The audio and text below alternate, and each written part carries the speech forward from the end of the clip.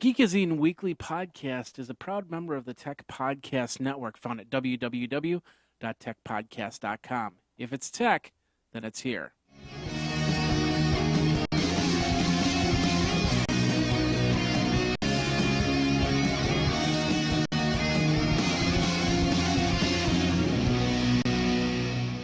This is the Geekazine Weekly Podcast, episode number 178 for, I don't know, it's March 2nd. Hopefully everything came in like a lion. Roar, roar, roar. But anyway, we do have a lot of great stuff today, including we're going to talk a little bit about the Apple event happening tomorrow, Verizon data caps, honk iPhone application, all this, and a whole lot more just for you. So let's get started, shall we? Welcome to Geekazine, a weekly audio magazine for the geek in all of us. Now, here is your host, Jeffrey Powers.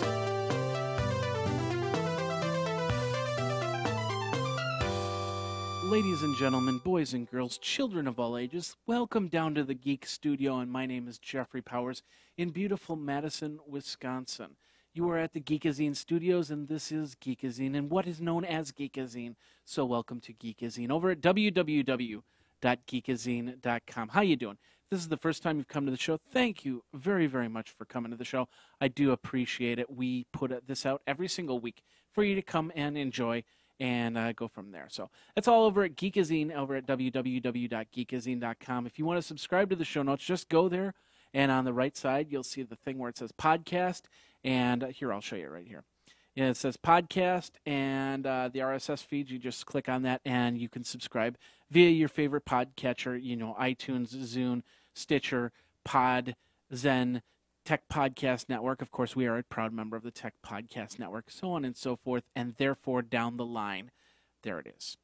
Of course, if you are a seasoned veteran of the Geekazine Weekly Podcast, thank you very, very, very, very, very, very much for coming to the show. Once again, like I said, we do this every single Wednesday. We do a lot of great shows over at Geekazine. We have the Geekazine Weekly Podcast. We have the Day in Tech History, the 5 tech things that you should know. And, of course, upcoming is the OTT. Very, very excited about that show.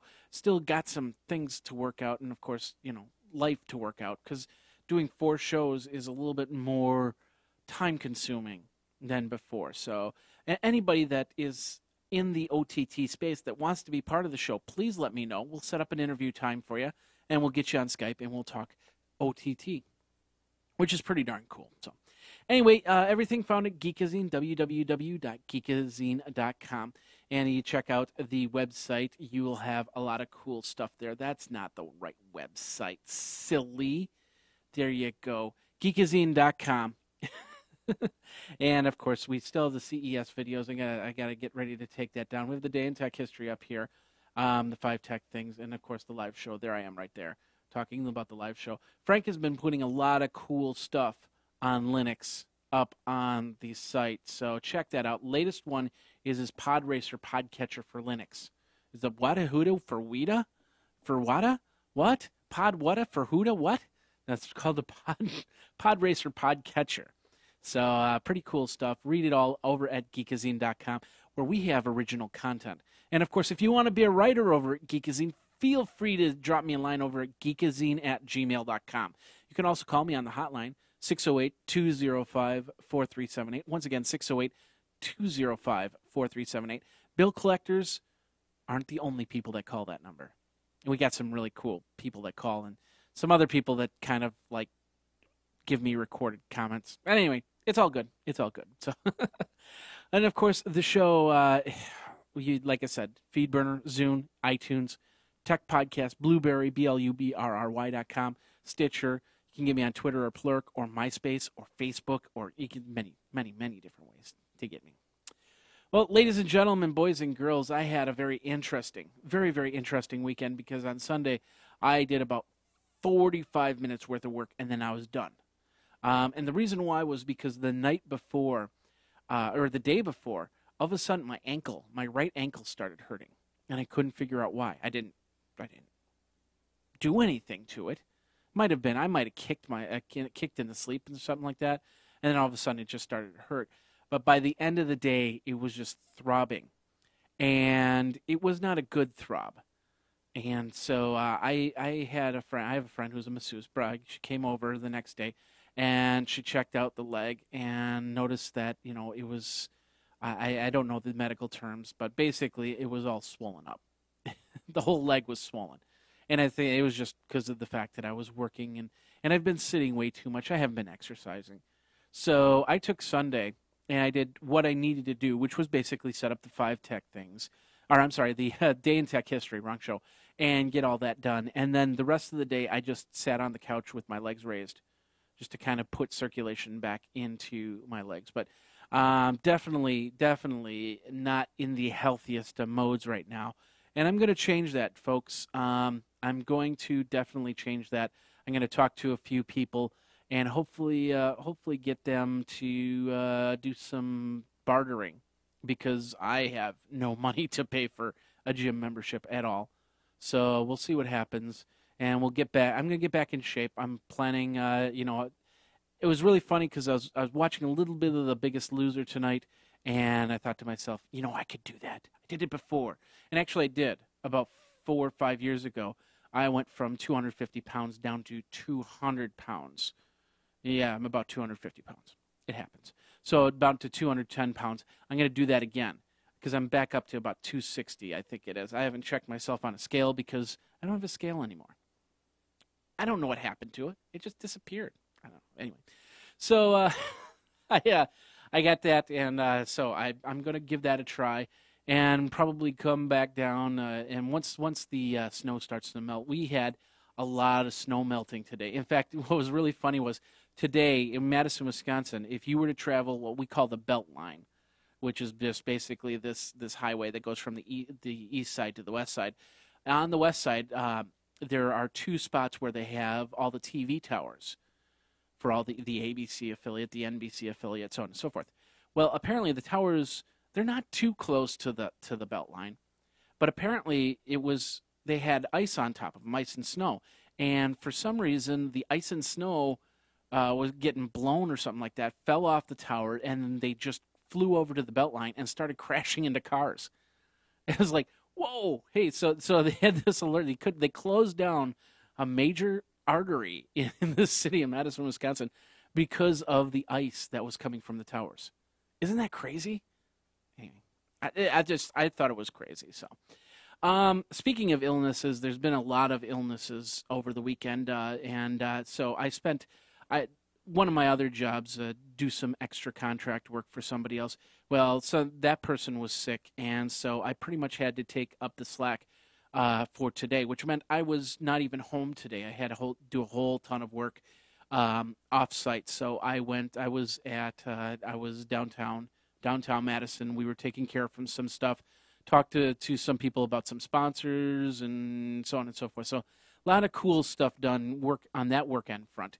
But I didn't get to do the podcast, and I came home. It's like evening, late evening. So a lot of people, of course, you can join me at the podcast live. We do this live, and of course, the time has been kind of jostled lately. But I'm going to try and get this back into an order so we have every single week at the exact same time. So we can now put it up onto Geekazine.com.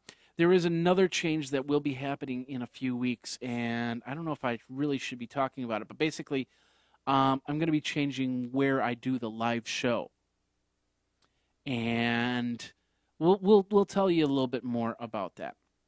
Another change on the website that might be seeing, will be going into the beta program, and hopefully the new PowerPress plugin will be activated within the next couple weeks, and you'll see some really cool stuff that we can do with HTML5. I'm really excited about that. It's really cool. And, of course, I am developing a plugin for WordPress. Any help from anybody would be much, much, much, much appreciated. Of course, the plugin is going to deal with creating notes, show notes. And I think this is a plugin that a lot of people with WordPress will use, and I'm surprised that nobody's ever thought of it. And that's all I'm going to say. Of course, if you want to find out what it is, email me at geekazine@gmail.com if you're very interested in helping me develop this plugin, because it's the first time that I've really done a plugin, and I've got the idea, I've got the stuff wrapped around in my brain, but there are things that I don't know about it. And it includes short codes, and it's got an admin area, and it's going to have 2 tables and a database. So I have to have it insert the tables, read the settings database, and then, of course, the actual database of information. So, but once it's all said and done, I think it's going to be a very good plugin. I think a lot of people will use it, podcasters and non-podcasters, of course. So, but anyway, that's pretty much it for the week. I think nothing else happened. Oh, the end of FOM. If you've been following me over on February Album Writing Month, every week I mentally say to myself, I gotta talk about February Album Writing Month, and I don't. But I wrote my 14 songs. In fact, I'm going to call up FOM here really quick so you can check it out. FOM.org. Give me a second here because I didn't think about this part once again. But there was my FOM page. I wrote 14 songs, and my songs are here. First one is Punxsutawney Phil, Where Did You Go? To the O'Packers, a theme song. She's an Electric Cutie, which I got a lot of praise on. Forever Because of You, It's a Sunday, Oh Sweet Mary, viral video, which I didn't record. I just wrote the lyrics on. A song called Yesterday, My Vuvuzela, where I actually do, yes, I do, play a vuvuzela. Be Careful Where You Stand, Black Tea, Framed, and Without You. So those are the songs over at February Album Writing Month. I had completed the challenge. I'm very excited about that. Check out the songs and tell me what you think of them over at geekazine@gmail.com or 608-205-4378. All right, let's pay homage to the sponsors and then get into the show so you know what's going on in news.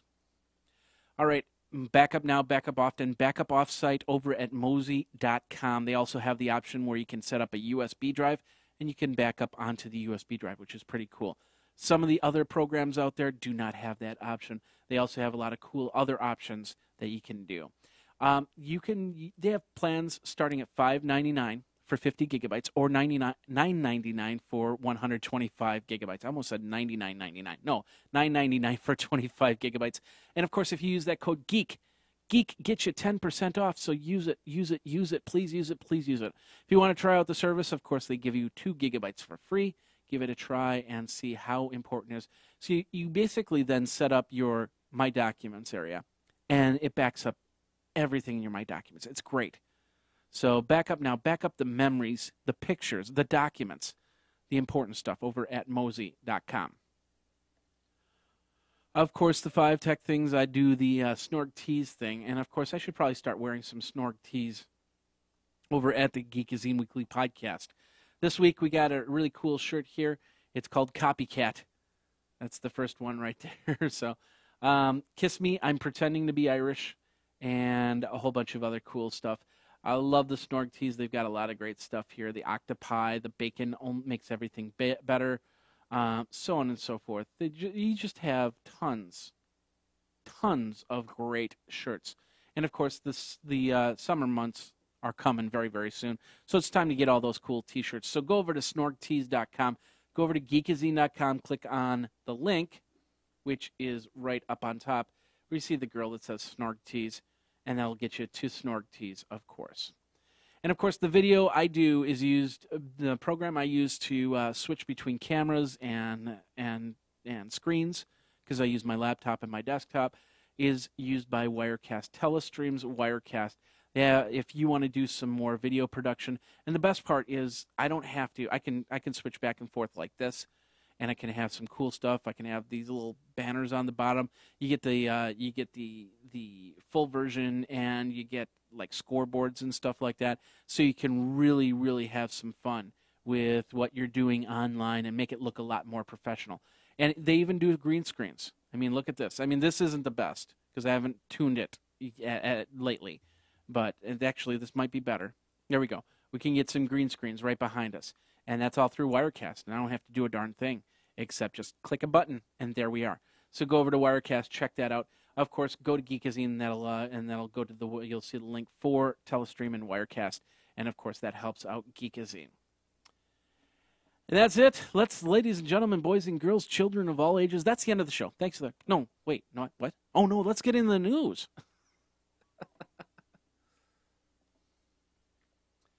All right, ladies and gentlemen, boys and girls, children of all ages, guess what? Verizon data caps, they're coming. Sorry. If you decided to switch over to Verizon with your iPhone, take an unlimited plan. If you don't have your unlimited plan now, you might not get an unlimited plan come the next version of iPhone if it's on Verizon. Verizon is going to adopt data caps very, very soon. Verizon CFO Fran Shamo said in an investors conference on Tuesday. They don't know the timing on the tiered pricing scheme, but they're really looking into that, especially with all these smartphones coming out. Now, I just saw a video for Cricket, or a commercial for Cricket, and they're saying $50 for unlimited web, and I'm not exactly sure. I'm not up on Cricket, of course, because I just stuck with the big guys. Not to say that Cricket's not a big guy, but not as big guy as AT&T or Verizon. But Cricket is talking about unlimited plans for about half the price, and they've got smartphones as well. Maybe not iPhones or Androids. So they do have an Android phone. So would Cricket be the answer? We also have U.S. Cellular in the Madison area, and they have some great plans. And in fact, they have, like, you can go into a U.S. Cellular store, you can give them your battery if it's drained out, and they give you a new battery or a replacement battery. It's not really new. So there's a lot of other options out there. So why am I still sticking with AT&T or going to Verizon, who's just going to cap me? And what about T-Mobile? Are these commercials true from T-Mobile where they have the girl and the guy kind of mocking the PC Mac commercials? I don't know. So anyway, Verizon's doing data caps. They're expecting it by summer. So I would guess if there's a Verizon iPhone 5, then yeah, it's gonna be on a tiered plan, not on an unlimited plan. So that's one reason to get an iPhone 4 right now. But if they have a 2 gigabit plan, maybe for most of us that'll be okay.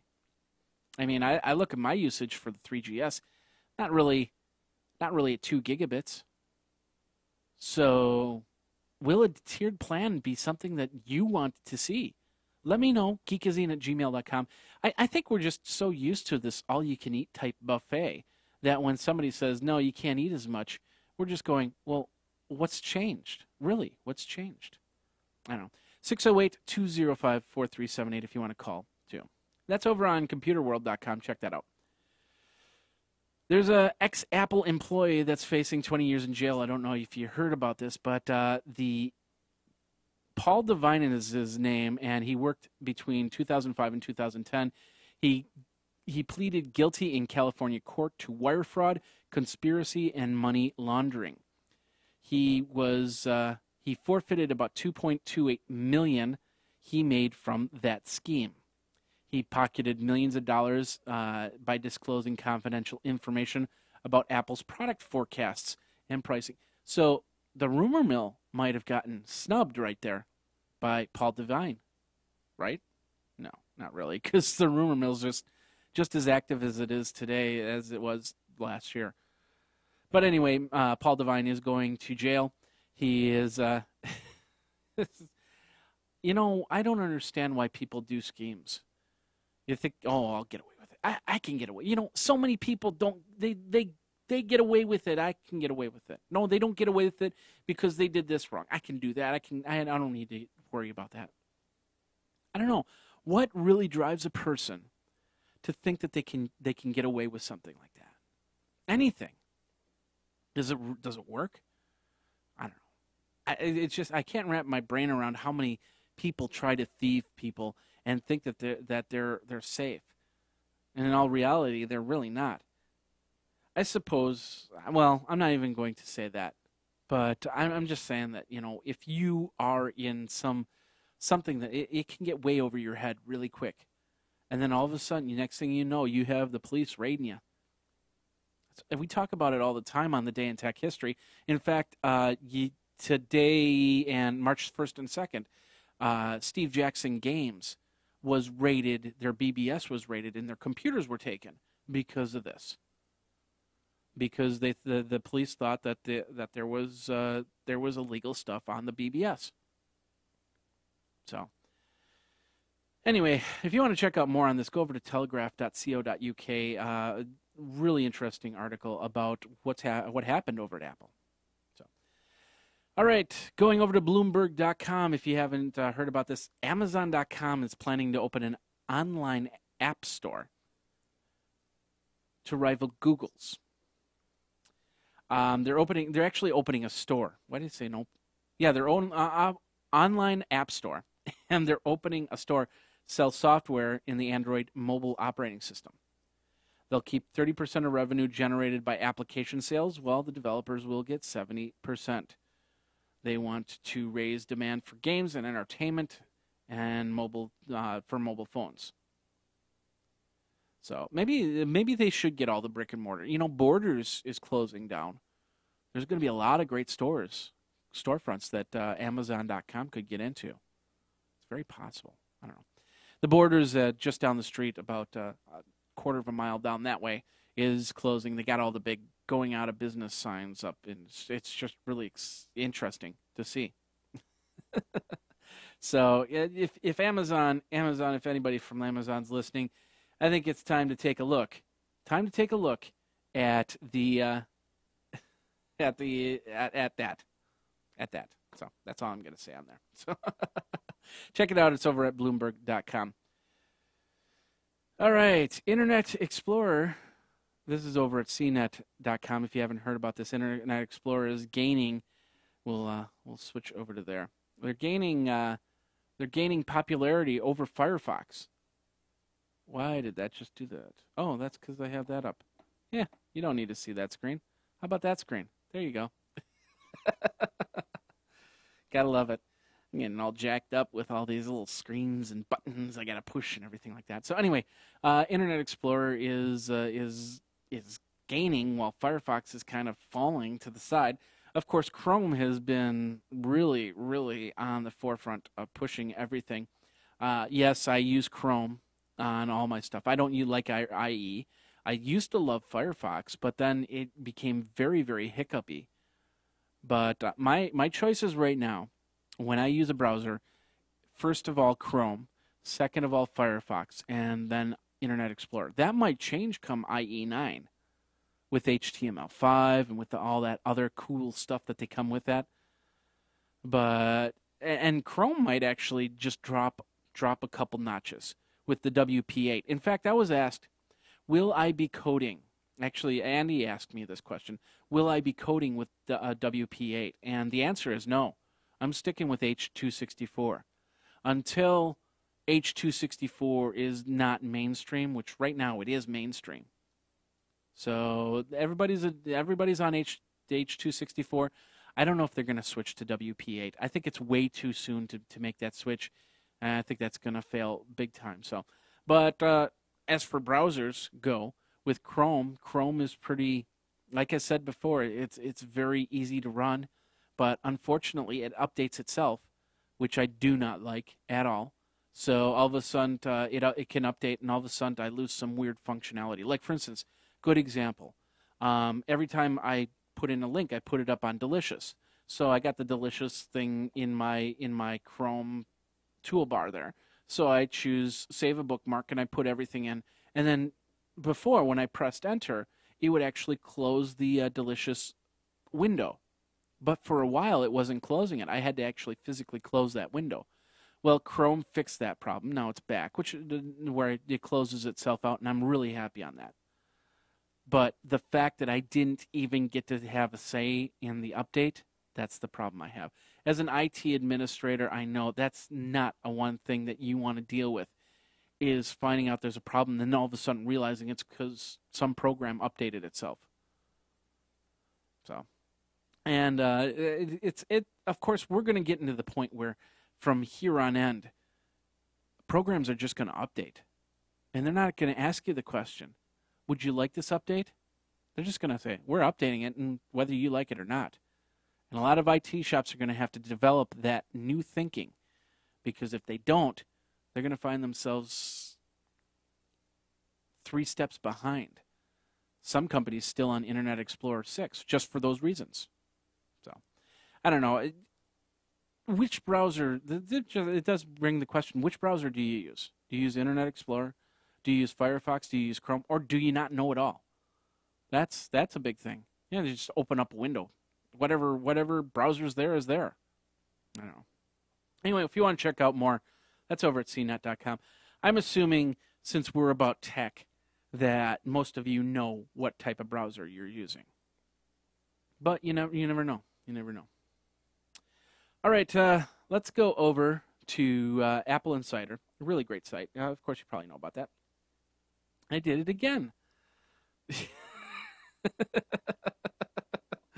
I got to figure out which windows I'm going. There we go. We'll close that down. All right, let's take a look. Oh, we're over at Apple Insider. They're talking about the new revised MacBooks. There we go. And they have all the Thunderbolt, the same unibody, 13-inch, the same price, the same expensive price for MacBooks. Of course, they go up to iCore or Core 7, i7. And, yeah, I'd love, that's just silly. They put them one on top of each other. That's just funny. But anyway, it comes with the new Thunderbolt port, which is Light Peak technology. Now, if you were watching the 5 Tech Things, you should know I talk a lot about Light Peak technology. There's only one device that's getting ready to go for Light Peak technology, and that is a adapter to a SSD drive that will do it from there. But the whole idea of Light Peak technology is to hook up monitors, is to hook up drives, is to do a lot more with that.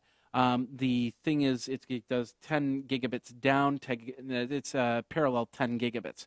So I can push out a 10 gigabit file. I can receive a 10 gigabit file with no real latency. And if there is latency, I'm not going to notice it. And they say you can take a whole Blu-ray movie and transfer it from one to the other in a matter of seconds, which is great. Now, I talked about on the 5 Tech Things the fiber cables, because they've gotten rid of copper, and they went to fiber cables, and that's great too. But one thing that you got to note with fiber cables as opposed to copper cables, a USB drive or a USB cable can also power a device. Fiber optics cannot power a device. It can only transfer data. So, and I don't think they're going to put one copper line into a fiber cable just so you can also have a 5-volt power. The Light Peak technology, it takes 10 volts of power. And of course, you have to watch out how you're bending the cables. You can't just take a cable, and this is just a regular audio cable. You can't just take a cable and do this with Light Peak technology. No, you're going to have to be a little bit more careful with your cables, because fiber, even though they have a special coating that they put on top of the fiber cables, there's still a chance that those cables can break. So you cannot, you cannot do this. Well, you shouldn't do this with a copper cable either, but you cannot do this with a fiber cable. Just not going to happen. Let's think about that. So Light Peak technology, I'm all for it. Don't get me wrong. But I'm going to tell you, if you don't take care of your cables, especially through time, because that coating is what happens 6 months, a year down the road. That coating is going to get old. It's going to be exposed to elements, cold and heat, and eventually it's just going to wear out. And will we, in 6 months to a year, all of a sudden start complaining because our Light Peak cables are all breaking because the coating didn't last that long, or because we put it through too many extremes and it just broke? So it's fiber, and fiber still has some fragileness to it. So if you do get Light Peak cables, I really suggest, and I might be totally wrong on this, but everything that I've known about fiber says that these things are fragile. So if you do that, you put a piece of Velcro on the end, and then you just make some long loops. You don't smush it together, and so you can stuff it in your pocket. You gotta be a little bit more careful with the cable. And then maybe in 2 or 3 years, the fiber will get a little bit softer, and you'll be able to do whatever you need to do. But right now, it's still something that can break. So I won't go any more into that, but I still think it's a great to have. You still need a USB port. But to have a Light Peak technology, you can hook up your computer to other computers. You can hook it up to drives and stuff like that and transfer back and forth without a problem, without a network, without Ethernet cables. In fact, Ethernet cables go up to 100 gigabits per second. But, it's just this light peak technology is like USB technology, except a lot faster. Faster than FireWire, faster than USB 3. Why not? So, will you be getting a new MacBook with the light peak technology? Let me know. Geekazine@gmail.com or 608-205-4378. Ladies and gentlemen, Charlie Sheen has done it now. He's got an egg. And that egg means that he is now on Twitter, Charlie Sheen. I'm surprised that he could get that Twitter, but apparently he is now on Twitter, so you can check out his rants, his raves, because he can't do it on 2.5 Men anymore. And I don't know. I don't follow entertainment that much, but this is just an actor doing the exact same thing, the exact same time. I don't know. He's done this before. Why is this different now? So, pretty cool stuff. Check that out. It's over at TechCrunch.com. Have you heard over on Tom's Hardware? They're talking about Seagate shipping their 3 terabyte Barracuda XT drives. 3 terabytes worth of data. 7,200 RPM 3.5-inch drive ships with 64 megabyte cache and 6 gigabit SATA interface. And there's even talk, I read an article saying there's even talk about them putting light peak technology on for an external drive so you can have that for your Mac. So you could get 3 terabytes with light peak and just be able to zip back and forth data like no tomorrow. So check that out. It's over at tomshardware.com. There's a man that's getting 7 years for forcing modems to call premium numbers. Ladies and gentlemen, do you still go to your computer? Well, you're at your computer maybe. But go to your computer. Look at your computer if you've got a modem in there. Do you have it plugged into the wall? Do you have your laptop's modem plugged into the wall, into a phone jack? Have you used the modem at all? Unplug it.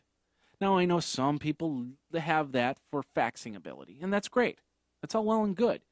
But if you don't use it for anything like that, unplug it. Now, this happened between 2003 and 2007. A guy by the name of Asupala came with some others. They put together a business by setting up premium telephone numbers in Germany, like 1-900 numbers. The victims were generally unaware of their computer's telephone modems and ended up calling numbers and charging them with the expenses. So they were sentenced in Australian court for running the scam that brought about $16.5 million and in usage costs and stuff like that. But a lot less victims nowadays. But I bet you there's still 1 or 2 of you that have that modem in the back of your computer and it's plugged into your wall. Even if you don't have phone service, I suppose you could keep it plugged in and then you have a way to call 911. Because on regular phone service, they still have to keep the 911 option open for emergency calls. So if the phone service is not active, you can still call 911 and get emergency service. You shouldn't call 911, of course, unless you need it. But, you can. So, interesting stuff. If you want to read more about this, go over to PCWorld.com. And then, ladies and gentlemen, boys and girls, last part of part 1, and we'll get you to the video and on your merry way to part 2. This is, there we go. We're in the right one. An iPhone app to let you know not only how long your meter is, but where you parked your car. It's called Honk, is the name of the iPhone app. It's only 99 cents. But it does one of 2 things. It alerts you when your meter's about to run out, and it also points you to the exact spot that you parked your car. So you can take a picture, and then you can write on it and say, hey, notice this little sign right here, and you're over on this street and this street, and there's your car right there. So a lot of people are talking about this. The name of the application is called Honk, and if you do a lot of parking in metered areas, you might want to check this little little puppy out. So pretty funny. I saw that and it said it's got to be part of the show. So go get Honk. I'm actually gonna get that application. I'm in 2-hour parking areas, but of course I know where I park and stuff like that. But it's kind of nice to actually have that where it would actually tell me, hey, it's time to move the car. So in the meantime, we don't have to move anything. No meters are going to run out over here at the Geekazine Weekly Podcast. But we have a great video for you. One of the last few CES videos I'm going to be showing you. It's a video called Action Tech, which is wireless HDMI adapter from PureView from Cavium. And that's going to be at the video. And that is the halfway point for the Geekazine Weekly Podcast. We will be right back.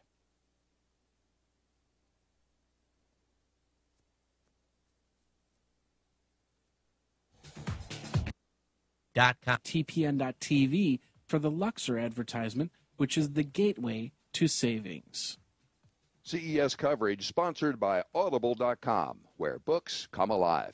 Listen to a bestseller on your iPod or MP3 and get a free trial at audiblepodcast.com/CES. Everybody that's listening, we've got a guest here, and we've got a cool product. We're going to turn this a little bit, so Jack will get it on the overhead camera if that's okay. We got Leslie. I can speak. La. Okay, Leslie Kirchman. How you doing? I'm doing good. How are you? I'm doing good. I can't hear her though. No, you can't. Me either. Now you can. So you cut me out too. I have this got is my not cool, I man. need 2 more. I need 2 more hands, okay, and 10 Yes, more you do. fingers. Jack needs coffee too, so Yeah, we're working on that. that's the theme of the morning. I thought you said Starbucks. We're working on that. Well, that's at the hotel. It's a little ways away Yeah. from here. Oh, okay. There's a Starbucks. I think there's a Starbucks like 100 meters down from here too. So All right. I'll hit it on my way out. ready. So, all right. So we have Leslie here, and how you doing, Leslie? I'm doing well, and you? I'm doing good. So I'm Jack, doing good. It's a great show this year. It looks like the we tally go. light. Okay, there we go. There we go. You weren't in the picture. Sorry. Oh. So she is. That's okay. I really don't mind. Yeah, no, she's been in the picture all along, Yes. and her name is on screen too. Well, Uh-oh. Oh, there you Uh-oh. go. There you go. Good job. There is a delay on the On the speed lights. here. On the tally light? No, not on the tally line. Can you make me look thinner too? I'm working on that. Yes, I can. Okay, work on that hard, please.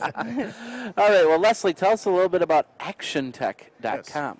Okay, well, Action Tech makes routers and DSL modems for many of the carriers like Verizon, Quest. But at CES this year, we announced this new product. It's really cool. It's called the My Wireless TV.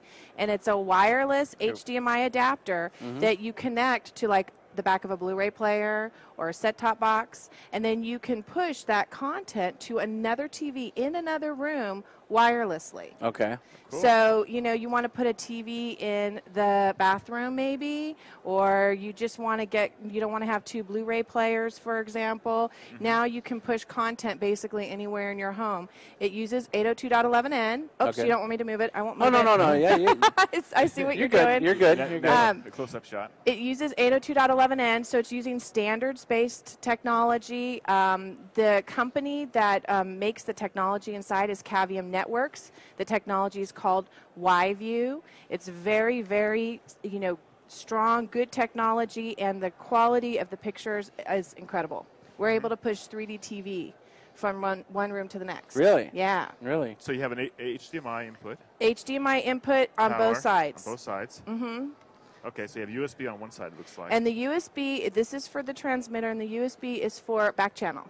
So, for example, if you have a computer in one room with a lot of content on it, and then you have another device in another room, you can plug in a USB keyboard to that and actually issue controls to that computer in the other room and say, bring up the video of, my kids in the pool, for example, and then it can play it on the TV for you wirelessly. So one of these is a transmitter and one's a receiver? Yes. Yes, Very and the cool. kit will be available in Q2. It'll retail for $199. Is that only one transmitter, one receiver? or- Yes. Okay. Yes. So if you wanted to hook up multiple houses or multiple rooms. Multiple Yeah, houses. multiple Yeah, that houses, would yeah. be really cool. I'm thinking my neighbors wouldn't like it, though. No, probably not. But to hook up multiple rooms, you'd have to use more than one Yes. of these. Yes. Oh, okay. Yes. Cool.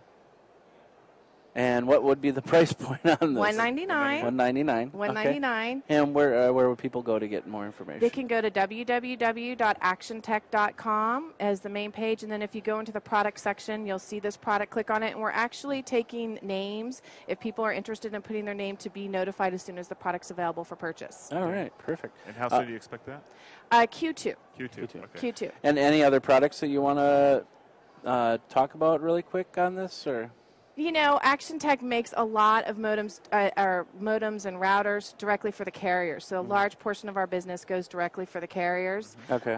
So, you know, keep your eyes out for those Verizon Fios routers that you're getting that are made by Action Tech, as well as products from a lot of other carriers in North America. All right, and they just go to actiontech.com to just find go out. to actiontech.com for more information. We'll be posting up some videos on how to use the product and how to connect it, but it's incredible. It's really wonderful. It'll allow you to get rid of HDMI cables if you want. Or like I said, if you want to put a TV somewhere else. My husband wants this because he's from South America.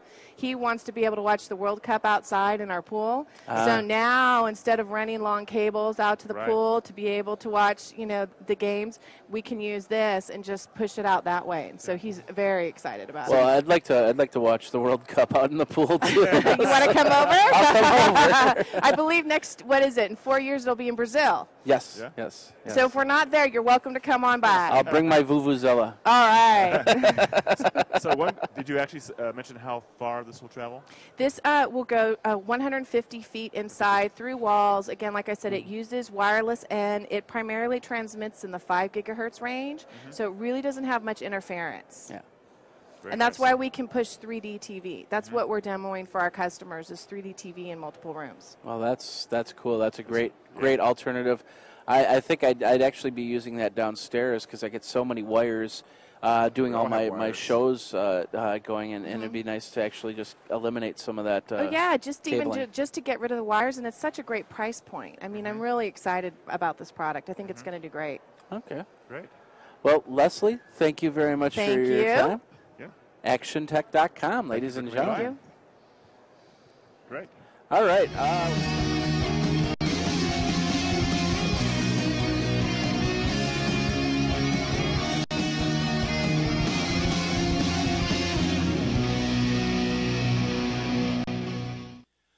All right, ladies and gentlemen, boys and girls, we're back. If you were watching the video version, of course, you got to see the Action Tech, which is a wireless HDMI that for a 150-foot range, $200 price range, you can push your video over a wireless signal, including 3D TV, HDMI 1 type connection over to a TV and not have to put a wire through the wall or through the floor or anything like that.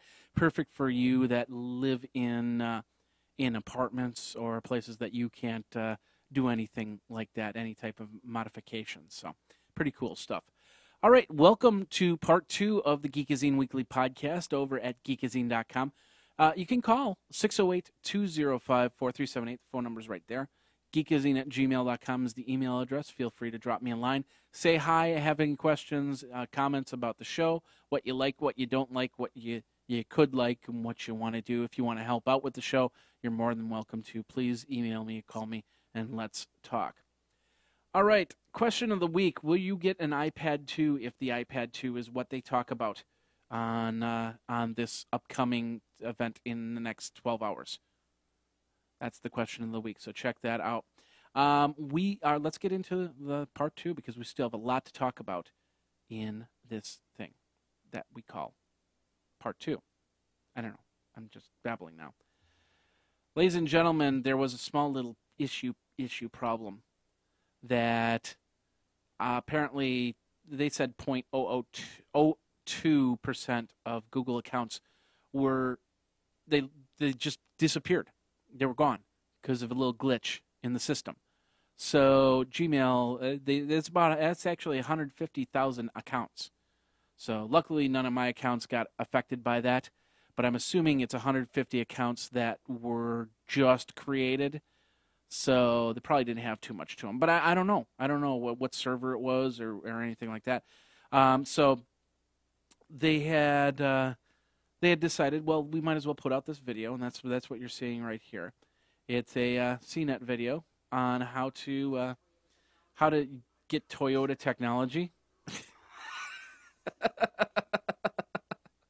Well, anyway, it's a video about how to transfer over your Gmail account so you don't lose your email if Google decides all of a sudden messes up. And here we go. This is the video right here. So it's basically showing you 3 ways to back up your Gmail account. Pretty cool stuff. You can check this out over at cnet.com. And basically what I do when I back up my gmail.com, and because I have 4 Gmail accounts, 2 are my personal ones, and then I have one for work, and then one for one actually, yeah, there's a 4th one. What's the 4th one? Anyway, it doesn't matter to you. The whole point is that I back up all of them by going and actually downloading Mozilla Thunderbird. And then I open up Thunderbird, and it just downloads all the messages. So if I have a mass email problem, at least I have the backup through Thunderbird. So there's many different ways to do it. You just basically set up a POP account and put it into Outlook, put it in Thunderbird, put it into whatever email client you want to, or just back up the database altogether. So many different ways to do that, but you can check out CNET for this one. All right. Where are we here? Oh, yeah. Let's talk a little bit about this. If you heard about this, basically Google is come up with a new algorithm. They adjusted their algorithm. And the algorithm is taking, basically it's for these sites that become content farms. So like, for instance, they could take all my links and they repost them on their sites, so they can get better Google rankings, so they can put in their Google AdSense and make more money off of me. And we've complained about this for years. So Google has changed their algorithm. So now that these sites don't get that much page rank. But I knew, once they said that, I thought to myself, wow, that means that sites like AOL, Engadget and stuff like that, Gizmodo, they're all part of this problem in a way, because they're just pulling stuff from other sites. They have original content, but one of the sites, and this is over on Wired, that they're talking about is Cult of Mac, and apparently Cult of Mac got hit big on losing their Google, what they're calling Google juice. They caused traffic to fall by 1/3 to 1/2 over the weekend. Now, during the weekend, traffic drops anyway, so they need to have a good week worth of stuff. But, it's really on how many links, how many sources, how much original content versus how much regurgitated content that you put up there. Now, the best way to do this, the best way to not get hit by this, is to actually have about 200, each article you write, you have about 250 words in there, and then you have a link to the content. And the less you have that links to another article and then your thoughts, the less that you're going to get hit.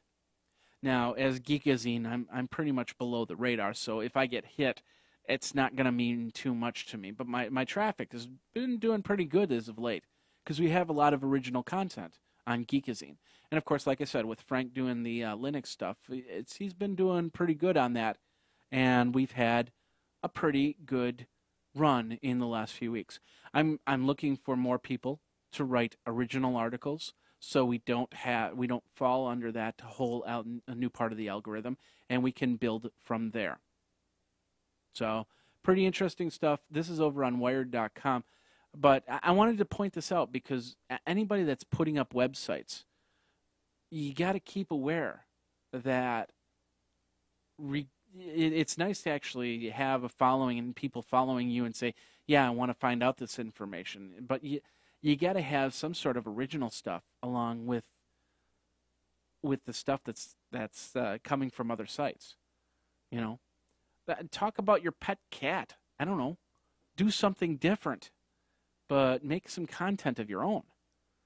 That's what I strive for with Geekazine. And the biggest problem is I'm one person with Frank, we're 2 people.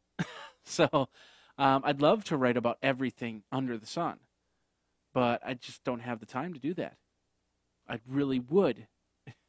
And that's why I'm always looking for new people to talk and to write for Geekazine, take pictures for Geekazine. Pictures are a big thing. If you take video and audio and pictures, that's your own content. That's great content. Even this, if I was to take Geekazine and to get it transcribed and put the transcription into the show notes, that's all original content right there.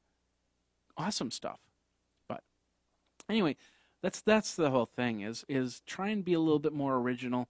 And maybe, we all have to talk about the news. Like, for instance, the Geekazine Weekly Podcast is a collection of about 14 to 16 links from other websites to say, hey, go over to Wired.com, go over to CNET, go over to Computer World, go over to Ars Technica, go over to Bloomberg, so on and so forth, and check out these articles. But here's my podcast, here's my view on it, and my thoughts. So, podcasters might get hit. It's very possible. But I'm just going to keep going with what I do because there's no reason for me to change my wind in my sails just yet. I would change if things aren't working my way. If I'm losing people, if all of a sudden I'm starting to see stats that say 0 visitors to the site, then I'm going to have to start thinking about changing things. But right now, not as much so. Anyway, let's move on from there. What was on Wired.com? Big news tomorrow. Excuse me. My nose started itching like crazy. Big news tomorrow as Apple is going to have a big announcement. Oh, there's a lot of things, and this is a great one by Josh Lowenson over on CNET.com. He talks about the new ideas and of course, the new iPad. 9 to 5 Mac had seen the iPad cover case, which I could do with a piece of plexiglass and make it look like it's coming from iPad. But Josh is talking about what's going to be the changes. And ladies and gentlemen, I think my changes are going to be like this. This is what I think is going to happen at the iPad or at the event tomorrow. First of all, it's not going to be Steve Jobs. Maybe Steve Jobs over a FaceTime connection. Possibly. There's going to be a new iPhone. There's going to be a release of iPhone5, and there's going to be talk about iPad2. Now, the one thing I think is going to happen with iPhone5 and iPad2 is they are going to be more related. I know that's not the best word, but basically they will talk amongst each other. They will be the yin to the yang. So you'll need an iPhone and an iPad, and it'll work in perfect harmony, whether you have a Mac or a PC. I think that won't change. But the iPad will have the FaceTime technology. The iPad will have a connectability, still have Wi-Fi. You'll still have 3G. Will it support CDMA? Will it support Verizon's network? I don't know. That's a good question. It will probably, they'll talk about i4.3, the newest version of the software, which, of course, unfortunately, probably will not work with my iPhone because it's a 3GS. But we'll see what happens there. The front-facing, the rear-facing camera on the iPad for the FaceTime. You'll have probably, I bet you, I wouldn't be surprised if they're gonna start talking about tethering your iPad to your iPhone. You won't be able to tether to a computer, but you'll be able to tether to an iPad and help with your connection. So, but the other thing is light peak technology, the Thunderbolt technology. You know, they talked about Thunderbolt technology. Will it start to come to the iPad and to the iPhone? And I'm going to say yes. But it's not going to be full light peak technology. I think it'll be something smaller that can still take, or something that can still go back and forth. So you hook up the dock to a USB cable, or you hook up the dock to a light peak to a Thunderbolt cable. I think that's where it's going to go from there. But only time will tell what's going to happen. So I don't think the prices are going to change. I think your iPad 1 is going to be the lower price. One thing about Apple, you got to remember about Apple. Apple doesn't go backwards. Apple always goes forwards. Like, for instance, you see when Apple iPhone 4 came out, Apple 3GS got downgraded, and Apple 3G, bye-bye, gone. Even now, they even tout with the Apple 3GS. You can get an Apple 3GS for $49 from the AT&T network, but it's only an 8-gigabyte model. Why not a 16-gigabyte model? Can I get a 16-gigabyte 3GS? No, they don't want you to have a 16-gigabyte 3GS. If you're going to get 16-gigabyte, go get an iPhone 4. They're talking about the iPad coming with 512 megabytes instead of 256 megabytes inside. And, of course, 16 or 32. I'm really hoping that they're going to say 16, 32, and 64 gigabytes, especially for the iPhone. But we'll see what happens there. But it'll have a faster processor. I don't think it'll be dual core. And that's kind of disappointing, but I don't think Apple's A4 processor is ready to go into a dual core mode. And I don't even know if they've planned it for a dual core. We'll see what happens there. And so we'll see what happens. We're going to get better processor, better video. You'll have a better video screen, better, and this is the other reason why I'm thinking the Light Peak technology will be in there, because then you can hook it up to your computer, actually use it as another monitor, or use the from the iPad to the laptop or the desktop monitor, possibly. So. Other things that they're going to talk about, like I said, they're going to talk about iOS 4.3. They're going to be talking about the iMobile Me, iLife, the Garage Bands, and the and stuff like that. They might decide to discontinue some stuff in iLife and bring out some more stuff. So a whole bunch of updates. They'll probably talk just a little bit about 10.7, maybe. We'll see what happens there. But the big things are the iPhone and the iPad, and the prices. The prices of the iPad will pretty much stay the same. 16 gigabyte for $499, and then 32 gigabyte for $699, and then the 3G option, non-3G option. But if they do a 64 gigabyte model, it'll probably be $800. And you'll probably be able to get the iPad for a whopping $299. That's my guess. For the old iPad will be $299. So that's pretty much what I'm expecting with this this event tomorrow. But only time will tell. And of course, you'll be able to go anywhere around the web and watch it from somebody and hear it from somebody. So go to your favorite source and go from there. So I hope they come up with everything that we need, because there's a lot of stuff that I can't wait to see come on this new version. But I think the big things, tethering, iPhone to an iPad, and Light Peak technology for faster transfer. Now, hopefully that processor will really allow programs like Final Cut Express or Adobe Photoshop, light version of Adobe Photoshop or Illustrator to come on board and really use the iPad, but we'll see what happens. So you can check that out at cnet.com. And what are you expecting for the new version of the iPad? Let me know, 608-205-4378 or geekazine@gmail.com. All right, last part of part 2 will get you on your merry way so you can actually watch the Apple event. And you'll probably only be able to watch the Apple event on an Apple product. Just keep that in mind. You'll see all the blogs on the webs, but if you have an Apple product, you'll actually be able to go to a website and watch it. So, anyway, last part of part 2. A guy in China, Huzhou, China, I hope I pronounced that right, decided, I was kind of bored. I got some metal lying around. Let's build a transformer. Let's build Megatron. Let's build a tank. It's Megatron's tank from Transformer 2. And it's not a functioning tank, thank goodness.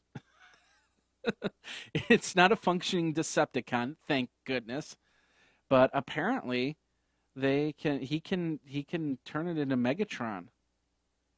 So this is pretty interesting. This is over on device.com via Blaster, via MIC Gadget. This is what I was talking about with the Google thing. It's like it's a site that goes to a site that goes to a site. So, but anyway, you can check that out over at device.com. That would be cool if that was fully working, though, wouldn't it? And you could put a person in there, and they could walk around, and then all of a sudden, it just, and there's a transformer. I don't know. Anyway, in the meantime, the Geekazine Weekly Podcast is going to be transforming out of here. Oh, and I didn't even play the shortened version of the, I'll do that next time. Anyway, that's it for the Geekazine Weekly Podcast. My name is Jeffrey Powers. I hope you had a great time. I hope you're telling all your friends about Geekazine and about the podcast and about everything. Go over to www.geekazine.com. If you have any questions, 608-205-4378 or geekazine@gmail.com. That's it for the Geekazine Weekly Podcast. Thanks a lot for watching. Thanks a lot for listening. My name is Jeffrey Powers. And until next week, ladies and gentlemen, boys and girls, take care.